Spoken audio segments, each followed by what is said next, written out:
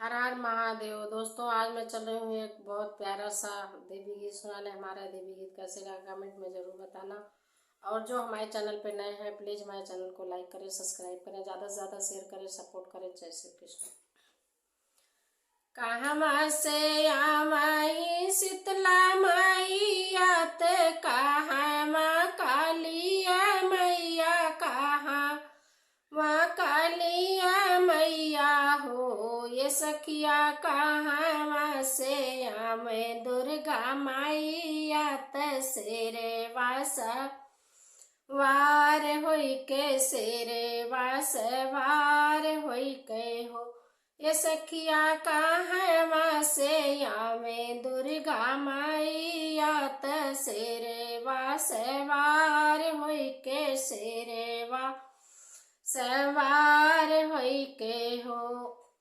जामनपुर से आमे शीतला मैया कलकत्ते से काली मैया कलकत्ते से काली मैया हो। ये सखिया विंध्याचल से आमे दुर्गा मैया तेरे वासवार होई के सेरे वासवार होई के हो। ये सखिया विंध्याचल से आमे दुर्गा मैया तेरे वासवार होई के सेरे वा सवार होई के हो। कहवा बैठावो शीतला मैया कहवा कालिया मैया कहवा कालिया मैया हो। ये सखिया कहवा बैठाई दुर्गा मैया तेरे वासवार बाटी सेरे वासवार बाटी हो। ये सखिया कहवा बैठाई दुर्गा मैया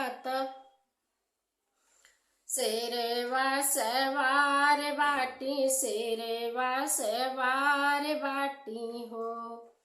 निमिया के थान माँ बैठावो शीतला मैया बेदिया कालिया मैया बेदिया कालिया मैया हो। ये सखिया आंगने बैठावो दुर्गा मैया तेरे वासवार बाटी सेरे वासवार बाटी हो। ये बहनी आंगने बैठावो दुर्गा मैया सेरे वासवार बाटी सेरे वासवार बाटी हो।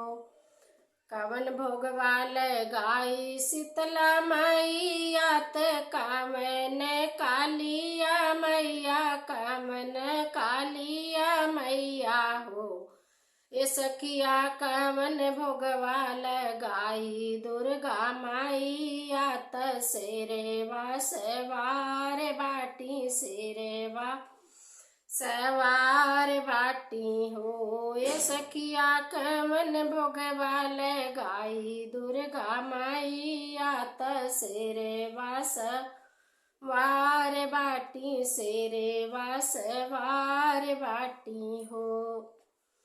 लवंगा के भोगवाल गावो शीतला मैया धारिया कालिया मैया धारिया कालिया मैया हो।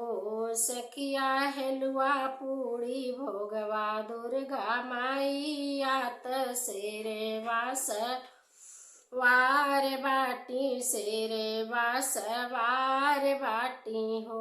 ये सखिया हेलुआ पूड़ी दुर्गा मैया जी के भोगवा तेरे वासवार बाटी सेरे वासवार बाटी हो। जय हो दुर्गे मैया। हमारा ये गीत कैसे लगा कमेंट में ज़रूर बताना।